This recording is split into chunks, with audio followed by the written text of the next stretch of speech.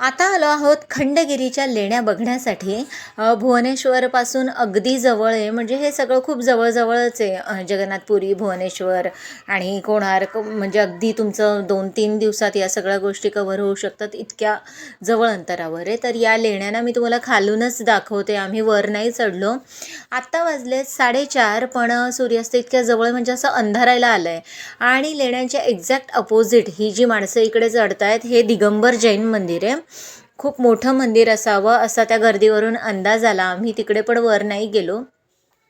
25 रुपये पर पर्सन असं त्या लेण्यांसाठीचं तिकीट आहे. इथे माकडं खूप असतात, म्हणजे माकडं असतात आणि त्यांना लोक काय काय खायला घालतात. तिकडे विकायला पण असतं माकडांसाठी, कधी केळी आणि पॉपकॉर्न्स हे ते सगळं, आणि लोक विकत घेऊन ते त्यांना खायला घालतात. ती पण एक मस्त मजा असते. इथे बॉइल्ड स्वीटकॉर्न खूप विकतात. खूप थंडी असते, धुकं असतं दिवसभर. म्हणजे आम्ही होतो तोपर्यंत तरी तसंच होतं, त्यामुळे बहुतेक ते लोक असं खात असावे. वेळेचं फ्लक्च्युएशन ओरिसामध्ये खूप आहे. काय की लेण्यांचा असा क्लोजिंग टाईम त्यांनी लिहिला होता 30 मिनिट्स बिफोर सनसेट, कारण खूप वेळा बदलतात. 5:30 वाजता पूर्ण गुडूप अंधार होतो इथे डिसेंबरमध्ये. त्यामुळे ही एक जरा वेगळी गंमत होती. तर आजचा व्लॉग एवढाच होता, कारण आम्ही कुठेच आतमध्ये नाही गेलो.